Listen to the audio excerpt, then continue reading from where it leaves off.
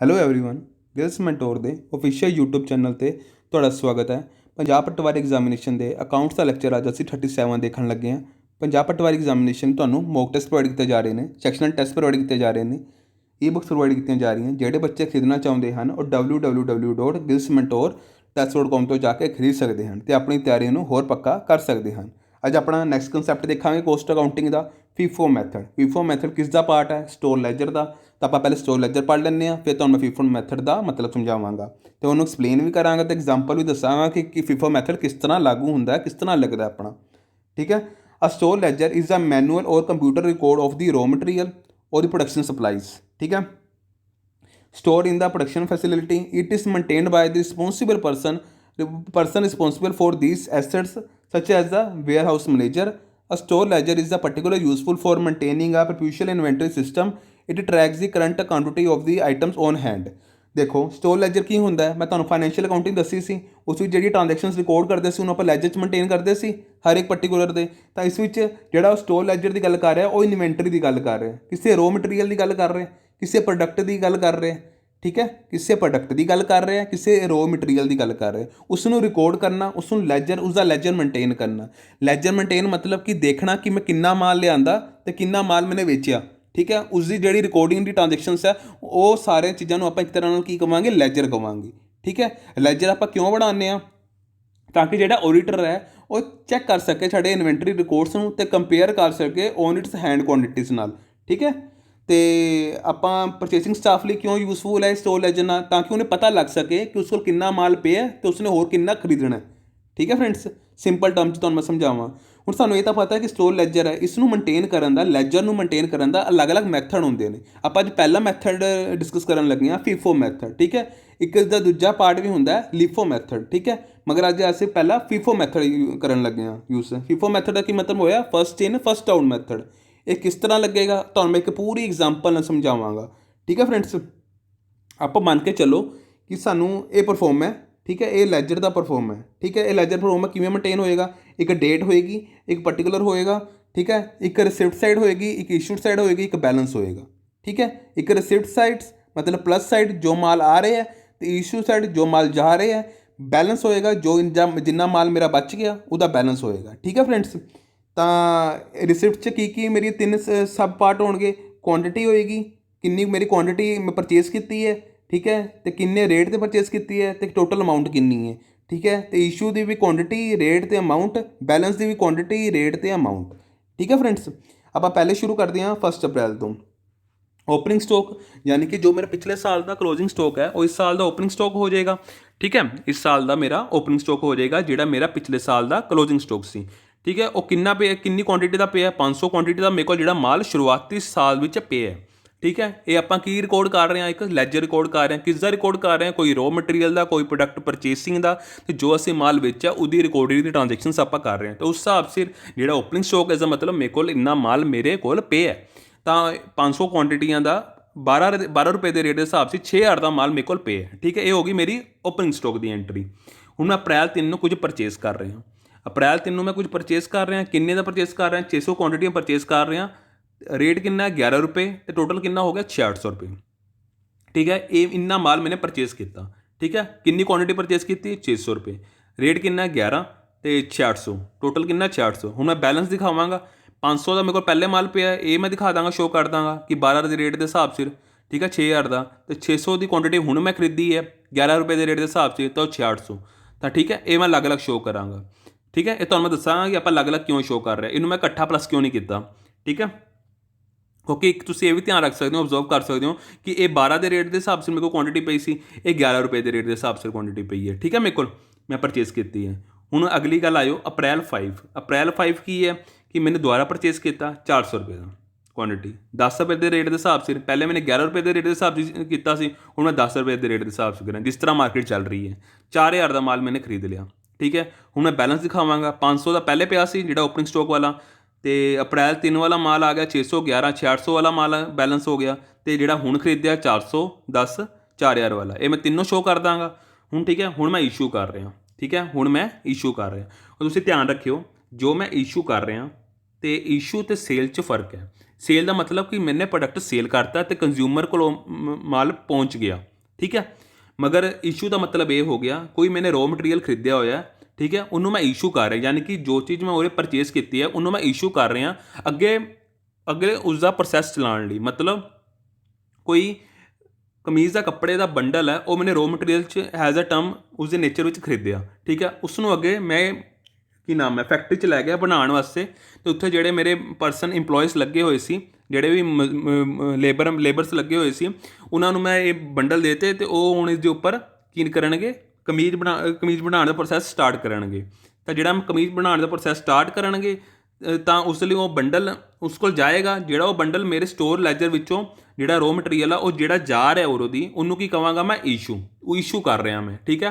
ਆਪਣੇ ਸਟੋਰ ਵਿੱਚੋਂ ਮਾਲ ਮੈਂ ਇਸ਼ੂ ਕਰ ਰਿਹਾ ਇੱਕ ਨੈਕਸਟ ਪ੍ਰੋਸੈਸ ਲਈ। ਜਿਵੇਂ ਮੇਰੇ ਸਪੋਜ਼ ਕਰੋ ਰੋ ਮਟੀਰੀਅਲ ਹੈ, ਉਸ ਨੂੰ ਸੈਮੀ ਫਿਨਿਸ਼ ਗੁੱਡਸ ਬਣਾਉਣ ਲਈ ਜਾਂ ਫਿਨਿਸ਼ ਗੁੱਡਸ ਬਣਾਉਣ ਲਈ ਮੈਂ ਅੱਗੇ ਇਸ਼ੂ ਕਰ ਰਿਹਾ, ਉਸ ਨੂੰ ਮੈਂ ਇਸ਼ੂ ਕਹਾਂਗਾ। ਸੇਲ ਮਤਲਬ ਕੀ ਹੋਏਗਾ ਕਿ ਜਦੋਂ ਸੇਲ ਜਿਹੜਾ ਪ੍ਰੋਡਕਟ ਹੈ ਬਣ ਕੇ ਕੰਜ਼ਿਊਮਰ ਕੋਲ ਪਹੁੰਚ ਗਿਆ, ਠੀਕ ਹੈ, ਉਹਦੇ ਇਸ਼ੂ ਦੀ ਗੱਲ ਹੋ ਰਹੀ ਹੈ, ਠੀਕ ਹੈ। ਸੇਲ ਵੀ ਹੋ ਸਕਦਾ, ਐਸੀ ਗੱਲ ਨਹੀਂ ਹੈ ਕਿ ਜੇ ਮੇਰੀ ਰਿਸਿਪਟਸ ਸਾਈਡ ਹੈ ਮਗਰ ਉਰੇ ਮੈਂ ਇੱਕ ਟਰਮ ਹੀ ਇਸ਼ੂ ਦਾ ਲਿੱਤਾ, ਜੈਸੇ ਜੇ ਸੇਲ ਦੀ ਗੱਲ ਵੀ ਹੋ ਸਕਦੀ, ਕਿਸੇ ਵੀ ਪ੍ਰੋਡਕਟ ਦੀ ਗੱਲ ਹੋ ਸਕਦੀ ਹੈ, ਠੀਕ ਹੈ। ਜੇ ਸੇਲ ਦਾ ਤਾਂ ਵੀ ਕੋਈ ਚੱਕਰ ਨਹੀਂ, ਅਸੀਂ ਉਹ ਵੀ ਰਿਕਾਰਡ ਕਰਦੇ ਹਾਂ। ਵੈਸੇ ਉਹਦੇ ਇਸ਼ੂ ਦੀ ਗੱਲ ਹੋ ਰਹੀ ਹੈ ਤਾਂ ਉਸ ਮੰਨ ਕੇ ਚੱਲੋ ਕਿ ਅਸੀਂ ਕੋਈ ਰੋ ਮਟੀਰੀਅਲ ਖਰੀਦਿਆ ਸੀ, ਉਸ ਨੂੰ ਅਗਲੇ ਪ੍ਰੋਸੈਸ ਵਿੱਚ ਲਿਜਾਣ ਲਈ ਆਪਣੇ ਸਟੋਰ ਵਿੱਚੋਂ ਇਸ਼ੂ ਕੀਤਾ ਉਹ ਮਾਲ, ਠੀਕ ਹੈ। ਆਪਣੇ ਕੋਲ ਕਿੰਨਾ ਮਾਲ ਪਿਆ ਸੀ, 500 ਦਾ 12 ਦੇ ਰੇਟ ਦੇ ਹਿਸਾਬ 'ਚ 6000 ਦਾ ਮਾਲ ਪਿਆ ਸੀ, 600 ਦਾ 11 ਦੇ ਰੇਟ ਦੇ ਹਿਸਾਬ 'ਚ 6800 ਦਾ ਮਾਲ ਪਿਆ ਸੀ, ਅਤੇ 410 ਰੁਪਏ ਦੇ ਰੇਟ ਦੇ ਹਿਸਾਬ 'ਚ 4000 ਦਾ ਮਾਲ ਪਿਆ ਸੀ। ਆਪਾਂ ਕਿਹੜਾ ਮੈਥਡ ਕਰ ਰਹੇ ਹਾਂ, ਫਸਟ ਇਨ ਫਸਟ ਆਊਟ ਮੈਥਡ।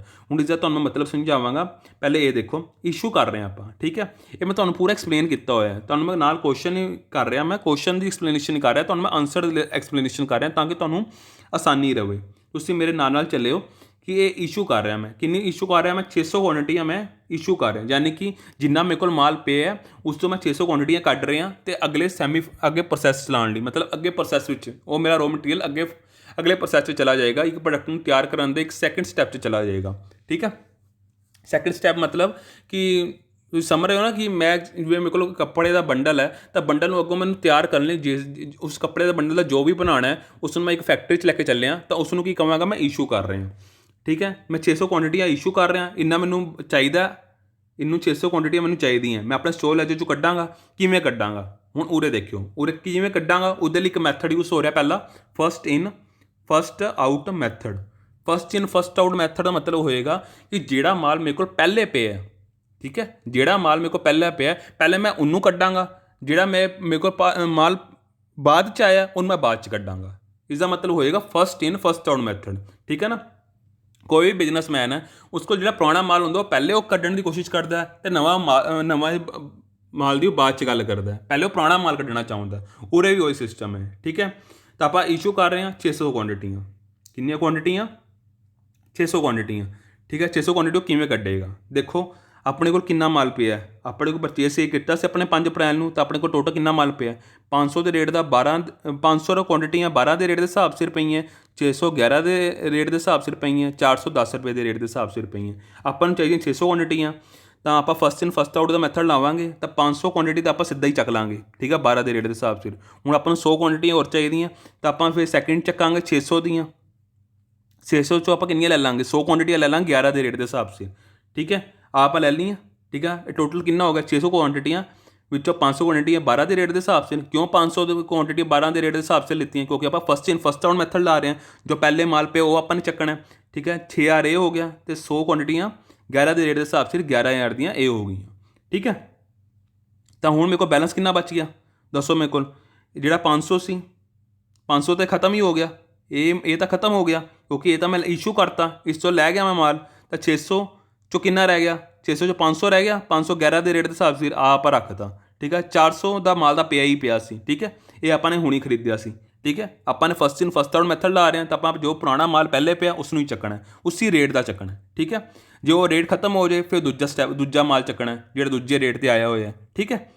ਤਾਂ ਆਪਾਂ ਨੇ ਚੱਕ ਲਿਆ ਅਤੇ ਇਸ਼ੂ ਕਰਤਾ, ਠੀਕ ਹੈ, ਤਾਂ ਆਪਣੇ ਕੋਲ ਬੈਲੈਂਸ ਵੀ ਆ ਗਿਆ, ਇੰਨਾ ਬੈਲੈਂਸ ਬਚ ਗਿਆ, ਠੀਕ ਹੈ। ਫਿਰ 15 ਅਪ੍ਰੈਲ ਨੂੰ ਕੀ ਹੋਇਆ, ਮੈਨੇ ਦੁਬਾਰਾ ਪਰਚੇਸ ਕੀਤਾ ਮਾਲ, 15 ਅਪ੍ਰੈਲ ਨੂੰ ਮੈਨੇ ਦੁਬਾਰਾ ਪਰਚੇਸ ਕੀਤਾ ਮਾਲ। ਕਿੰਨੇ ਦਾ ਪਰਚੇਸ ਕੀਤਾ ਮੈਨੇ, 300 ਕੁਆਂਟੀਟੀਆਂ ਪਰਚੇਸ ਕੀਤੀਆਂ 15 ਰੁਪਏ ਦੇ ਰੇਟ ਦੇ ਹਿਸਾਬ ਸਿਰ, 15 ਰੁਪਏ ਰੇਟ ਦੇ ਹਿਸਾਬ ਸਿਰ, ਤਾਂ 4500 ਹੋ ਗਿਆ, हूँ मैं बैलेंस दिखा दाँगा। मेरे को पहले कितना माल पिया सी 500 का 11 ਦੇ ਰੇਟ ਦੇ ਹਿਸਾਬ से 5500 रुपया, 400 ਦਾ 10 ਰੁਪਏ ਦੇ ਹਿਸਾਬ से 4000 रुपया, ਤੇ ਹੁਣ ਨਵਾਂ ਮਾਲ ਆ ਗਿਆ ਮੇਰੇ ਕੋਲ 300 ਦਾ 15 ਦੇ ਰੇਟ ਦੇ ਹਿਸਾਬ से 4500 रुपया। ਹੁਣ ਮੇਰੇ ਕੋਲ ਟੋਟਲ ਮਾਲ ਦਿਖਾਤਾ ਮੈਨੇ। ਹੁਣ ਮੈਂ ਅਲੱਗ-ਅਲੱਗ ਕਿਉਂ ਦਿਖਾ ਰਿਹਾ, ਕਿਉਂਕਿ ਜਦੋਂ ਮੈਂ ਇਸ਼ੂ ਕਰਾਂਗਾ ਤਾਂ ਮੈਂ ਫਸਟ ਇਨ ਫਸਟ ਆਊਟ ਮੈਥਡ ਨਾਲ ਨਹੀਂ, ਮੈਨੂੰ ਆਪਣਾ ਪੁਰਾਣਾ ਮਾਲ ਚੱਕਣਾ ਪਏਗਾ। ਪੁਰਾਣਾ ਮਾਲ ਚੱਕਣਾ ਪਏਗਾ ਤਾਂ ਮੈਨੂੰ ਉਹਦਾ ਰੇਟ ਵੀ ਦੱਸਣਾ ਪਏਗਾ, ਉਹਦਾ ਅਲੱਗ ਸ਼ੋ ਮੈਂਸ਼ਨ ਕਰਨਾ ਪਏਗਾ। ਇਸ ਲਈ ਆਪਾਂ ਉਰੇ ਇੱਕ ਅਲੱਗ ਮੈਂਸ਼ਨ ਕਰ ਰਹੇ ਹਾਂ। ਠੀਕ ਹੈ, ਹੁਣ ਮੈਂ ਇਸ਼ੂ ਕਰ ਰਿਹਾ 20 ਅਪ੍ਰੈਲ ਨੂੰ ਇਸ਼ੂ ਕਰ ਰਿਹਾ, ਯਾਨੀ ਕਿ ਮੇਰੇ ਸਟੋਰ 'ਚੋਂ ਕੋਈ ਮਾਲ ਇਸ਼ੂ ਹੋ ਰਿਹਾ, ਯਾਨੀ ਕਿ ਮੇਰੇ ਮਾਲ ਮੇਰੇ ਸਟੋਰ 'ਚੋਂ ਜਾ ਰਿਹਾ, ਜਿਵੇਂ ਤੁਹਾਨੂੰ ਮੈਂ ਦੱਸਿਆ ਸੀ। ਠੀਕ ਹੈ, ਔਰ ਇਸ਼ੂ ਦੀ ਜਗ੍ਹਾ ਜੇ ਸੇਲ ਆ ਜਾਏ ਤਾਂ ਮਤਲਬ ਉਹ ਕੰਜ਼ਿਊਮ ਹੋ ਰਿਹਾ, ਯਾਨੀ ਉਹ ਪ੍ਰੋਡਕਟ ਕੋਈ ਤਿਆਰ ਹੋ ਰਿਹਾ। ਜੇ ਉਰੇ ਰੋ ਮਟੀਰੀਅਲ ਦੀ ਗੱਲ ਨਹੀਂ ਹੋ ਰਹੀ ਤਾਂ ਨੋਰਮਲ ਪ੍ਰੋਡਕਟ ਵੀ ਸੇਲ ਹੋ ਰਿਹਾ, ਉਹ ਵੀ ਆਪਾਂ ਮੰਨ ਸਕਦੇ ਹਾਂ। ਮਗਰ ਉਰੇ ਇਸ਼ੂ ਹੋ ਰਿਹਾ, ਇਸਦਾ ਮਤਲਬ ਕੋਈ ਮੇਰਾ ਰੋ ਮਟੀਰੀਅਲ ਹੈ ਉਹ ਅੱਗੇ ਬਣਨ ਲਈ, ਉਹ ਰੋ ਮਟੀਰੀਅਲ ਅੱਗੇ ਗੁਡਸ 'ਚ ਬਣਨ ਲਈ, ਪੂਰਾ ਫਿਨਿਸ਼ ਗੁਡਸ ਬਣਨ ਲਈ ਅਗਲੇ ਪ੍ਰੋਸੈਸ ਵਿੱਚ ਜਾ ਰਿਹਾ, ਤਾਂ ਇਸਦਾ ਮਤਲਬ ਇਸ਼ੂ ਹੋ ਰਿਹਾ। ਜੇ ਇਸ਼ੂ ਹੋ ਰਿਹਾ ਤਾਂ ਕਿੰਨਾ ਇਸ਼ੂ ਹੋ ਰਿਹਾ ਮੇਰਾ 700 ਇਸ਼ੂ ਹੋ ਰਿਹਾ, 700 ਕੁਆਂਟੀਟੀਆਂ ਮੇਰੀਆਂ ਇਸ਼ੂ ਹੋ ਰਹੀ ਹੈ। ਮੈਨੂੰ ਚਾਹੀਦੀਆਂ 700 ਕੁਆਂਟੀਟੀਆਂ, ਮੈਂ ਕਿਵੇਂ ਲਵਾਂਗਾ? ਜੇ ਮੈਂ ਫਸਟ ਇਨ ਫਸਟ ਆਊਟ ਮੈਥਡ ਲਾਵਾਂਗਾ, ਦੱਸੋ ਕਿਵੇਂ ਲਵਾਂਗੇ ਆਪਾਂ ਆਪਣੇ ਕੋਲ ਕਿੰਨਾ ਬੈਲੈਂਸ ਪਿਆ 500 ਦਾ 11 ਦੇ ਰੇਟ ਦੇ ਹਿਸਾਬ ਸਿਰ ਪਿਆ, ਇਹ ਆਪਾਂ ਲੈ ਲਾਂਗੇ। ਆਪਾਂ ਨੂੰ 700 ਚਾਹੀਦੀਆਂ, ਆਪਾਂ ਪਹਿਲੇ 500 11 ਦੇ ਰੇਟ ਦੇ ਹਿਸਾਬ 'ਤੇ ਚੱਕ ਲਾਂਗੇ। ਬਾਕੀ ਹੁਣ 200 ਚਾਹੀਦੀਆਂ ਆਪਾਂ ਨੂੰ, ਕਿਉਂਕਿ 500 ਆ ਗਈਆਂ, 200 ਰਹਿੰਦੀਆਂ, 200 ਆਪਾਂ 400 'ਚੋਂ ਲੈ ਲਾਂਗੇ, 400 'ਚੋਂ 200 ਲੈ ਲਾਂਗੇ 10 ਰੁਪਏ ਦੇ ਰੇਟ ਦੇ ਹਿਸਾਬ ਸਿਰ। ਇਹ ਆਪਣੇ ਦੋਨੋਂ ਚੱਕ ਲਏ। ਠੀਕ ਹੈ, ਉਰੋ ਬੈਲੈਂਸ 'ਚੋਂ ਆਪਾਂ ਨੇ ਪਹਿਲੇ 500 ਰੇਟ ਦੀਆਂ ਚੱਕ ਲੀਆਂ, 500 11 रुपये के रेट के हिसाब से चक ले, 400 क्वांटिटियाँ 10 रुपये के रेट के हिसाब से चक ले। ठीक है ना, 400 चों 200 जड़ियाँ 10 रुपये के रेट के हिसाब से चक लियाँ। ठीक है, ये अपने उरे मैंशन करती। ठीक है, मैंशन करती अपने, ये मैंने इशू की। ठीक है, इशू की तो बाकी बैलेंस कितना बच गया? जी 500 क्वांटिटियाँ सी 11 रुपये के रेट के हिसाब से, ये तो खत्म ही हो गया, इनू तो आप कैंसल ही कर देंगे।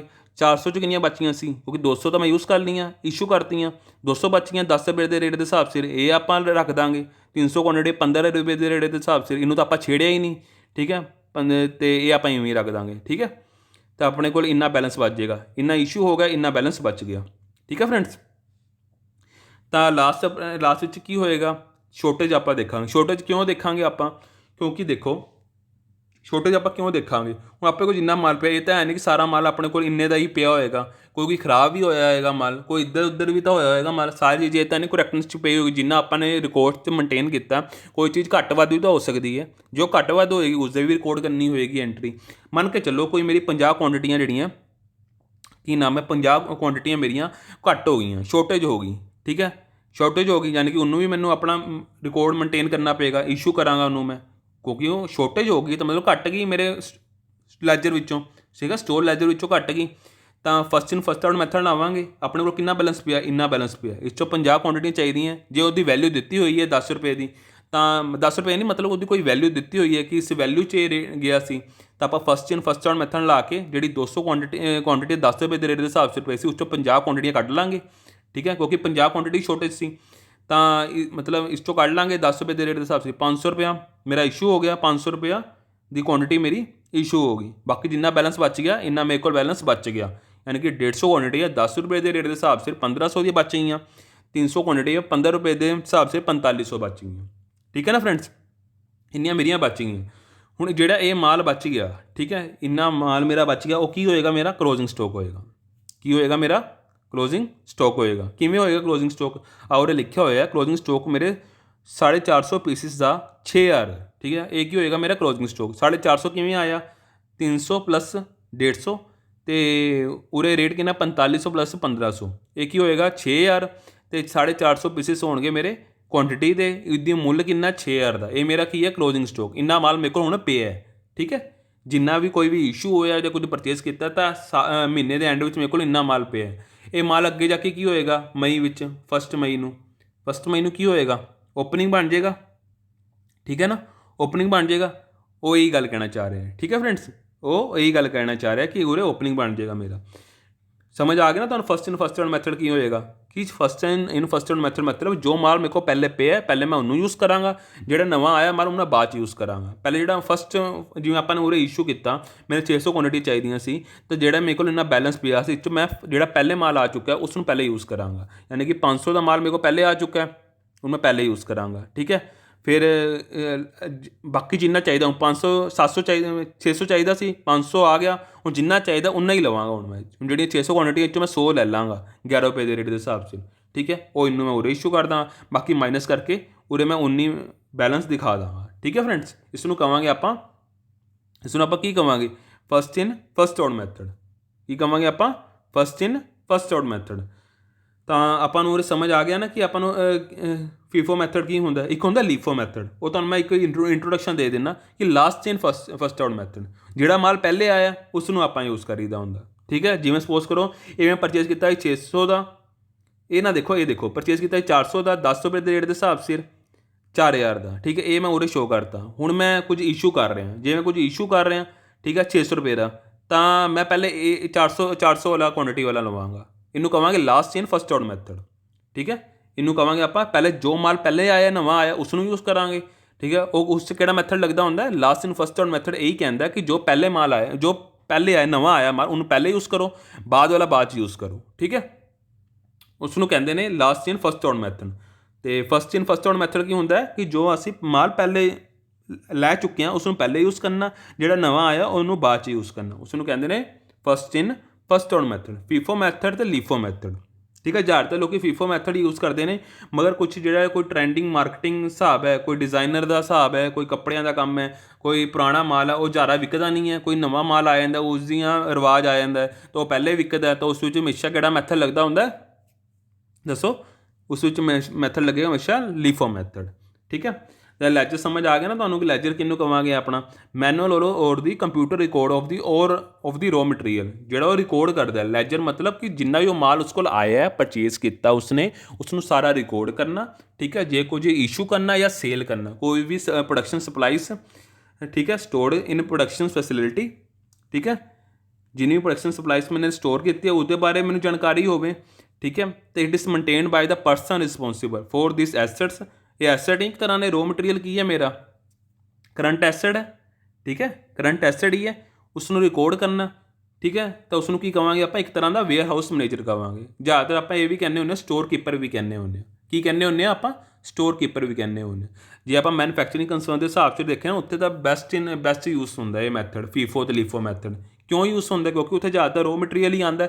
ਮੈਨੂਫੈਕਚਰਿੰਗ 'ਚ ਪਹਿਲੇ ਰੋ ਮਟੀਰੀਅਲ ਆਏਗਾ, ਫਿਰ ਉਸ ਤੋਂ ਹੀ ਅੱਗੇ ਪ੍ਰੋਡਕਟਸ ਬਣਨਗੇ, ਸੈਮੀ ਫਿਨਿਸ਼ਡ ਗੁੱਡਸ ਬਣਨਗੇ, ਫਿਰ ਸੈਮੀ ਫਿਨਿਸ਼ ਤੋਂ ਫਿਨਿਸ਼ਡ ਗੁੱਡਸ ਬਣਨਗੇ। ਠੀਕ ਹੈ, ਆਪਾਂ ਨੇ ਕੋਸਟ ਸ਼ੀਟ ਦੇਖਿਆ ਸੀ ਨਾ, ਕੋਸਟ ਸ਼ੀਟ 'ਚ ਜਦੋਂ ਆਪਾਂ ਨੇ ਉੱਪਰਲਾ ਦੇਖਿਆ ਸੀ ਡਾਇਰੈਕਟ ਮਟੀਰੀਅਲ, ਡਾਇਰੈਕਟ ਲੇਬਰ ਲੱਗਦਾ ਹੈ, ਤਾਂ ਉਹਦੇ ਨਾਲ ਇੱਕ ਪ੍ਰੋਡਕਸ਼ਨ ਦੀ ਕੋਸਟ ਨਿਕਲਦੀ ਹੈ। ਠੀਕ ਹੈ, ਵਰਕ ਕੋਸਟ ਨਿਕਲਦੀ ਹੈ, ਅਤੇ ਫਿਰ ਮੈਨੂਫੈਕਚਰਿੰਗ ਲਾ ਕੇ ਆਪਾਂ ਨਿਕਾਲਦੇ ਹਾਂ। ਠੀਕ ਹੈ, ਫੈਕਟਰੀ ਕੋਸਟ ਆ ਜਾਂਦੀ ਹੈ। ਤਾਂ ਉਸੇ ਤਰ੍ਹਾਂ ਫਿਰ ਆਪਾਂ ਨੂੰ ਆਫਿਸ ਦਾ ਖਰਚੇ ਲਾ ਕੇ ਲਾਉਣੇ, ਪ੍ਰੋਡਕਸ਼ਨ ਕੋਸਟ ਆ ਜਾਂਦੀ ਹੈ। ਅਤੇ ਮੈਨੂਫੈਕਚਰਿੰਗ ਦੀ ਗੱਲ ਕਰ ਰਹੇ ਹਾਂ, ਮੈਨੂਫੈਕਚਰਿੰਗ ਵਿੱਚ ਹੀ ਇਹ ਸਾਰਾ ਸਟੋਰ ਲੈਜਰ ਦੇ ਸਾਰੇ ਰਿਕਾਰਡਸ ਜਿਹੜੇ ਆ ਰਿਕਾਰਡ ਹੁੰਦੇ ਨੇ। ਠੀਕ ਹੈ ਫਰੈਂਡਸ, ਆਪਾਂ ਨੇ ਅੱਜ ਸਟੋਰ ਲੈਜਰ ਅਤੇ ਫੀਫੋ ਮੈਥਡ ਦੇਖੇ। ਕੱਲ੍ਹ ਆਪਾਂ ਕੀ ਦੇਖਾਂਗੇ, ਲੀਫੋ ਮੈਥਡ। ਲੀਫੋ ਮੈਥਡ ਲਾਸਟ ਇਨ ਫਸਟ ਆਊਟ ਮੈਥਡ। ਠੀਕ ਹੈ ਨਾ, ਇਹਦੀ ਤੁਹਾਨੂੰ ਮੈਂ ਇੰਟਰੋਡਕਸ਼ਨ ਦੇ ਚੁੱਕਾ, ਬਾਕੀ ਇਹਦੀ ਇੱਕ ਕੱਲ੍ਹ ਐਗਜ਼ਾਮਪਲ ਕਰਾਂਗੇ ਜਿਸ ਨਾਲ ਤੁਹਾਨੂੰ ਈਜ਼ੀਲੀ ਸਮਝ ਆ ਜਾਏਗਾ। ਠੀਕ ਹੈ, ਇਸ ਵਿੱਚ ਤੁਹਾਨੂੰ ਕੋਈ ਨਾ ਤਾਂ ਕੋਈ ਤੁਹਾਡੇ ਤੋਂ ਪਰਫੋਰਮਾ ਬਣਾ ਕੇ ਦੇਖਣਗੇ। ਠੀਕ ਹੈ, ਇੱਕ ਤੁਹਾਡੇ ਤੋਂ ਸਿੰਪਲ ਟਰਮ 'ਚ ਕੋਈ MCQ ਪੁੱਛ ਲਿਆ ਜਾਵੇ ਕਿ ਫਸਟ ਇਨ ਫਸਟ ਆਊਟ ਮੈਥਡ ਕਿਹਨੂੰ ਕਹਿੰਦੇ ਆ, ਲਾਸਟ ਇਨ ਫਸਟ ਆਊਟ ਮੈਥਡ ਕਿਹਨੂੰ ਕਹਿੰਦੇ ਆ, ਲੀਫੋ ਫੀਫੋ ਬਾਰੇ ਪੁੱਛ ਲਿਆ ਜਾਵੇ, ਸਟੋਰ ਲੈਜਰ ਬਾਰੇ ਪੁੱਛ ਲਿਆ ਜਾਵੇ, ਤੁਹਾਨੂੰ ਇਸ ਬਾਰੇ ਜਾਣਕਾਰੀ ਹੋਣੀ ਚਾਹੀਦੀ ਹੈ। ਠੀਕ ਹੈ, ਇਹਦੇ ਮੈਂ ਕੁਝ MCQ ਦੀ ਪ੍ਰੈਕਟਿਸ ਕਰਾਵਾਂਗਾ ਜਿਹਦੇ ਨਾਲ ਤੁਹਾਨੂੰ ਆਸਾਨੀ ਹੋ ਜਾਏਗੀ। ਠੀਕ ਹੈ, ਇਹਦੀ ਮੈਂ ਪ੍ਰੈਕਟਿਸ ਜ਼ਰੂਰ ਕਰਾਵਾਂਗਾ ਤਾਂ ਕਿ ਤੁਹਾਨੂੰ ਆਸਾਨੀ ਹੋ ਜਾਵੇ। ਠੀਕ ਹੈ ਨਾ ਫਰੈਂਡਸ, ਸੋ ਅੱਜ ਲਈ ਇੰਨਾ ਹੀ। ਜੇ ਤੁਹਾਨੂੰ ਮੇਰਾ ਲੈਕਚਰ ਅੱਛਾ ਲੱਗਿਆ ਹੋਵੇ, ਕਿਰਪਾ ਕਰਕੇ ਲਾਈਕ ਕਰਿਓ, ਸ਼ੇਅਰ ਕਰਿਓ। ਠੀਕ ਹੈ, ਅਤੇ ਕਮੈਂਟ ਕਰਿਓ। ਠੀਕ ਹੈ ਫਰੈਂਡਸ, ਓਕੇ, ਥੈਂਕ ਯੂ।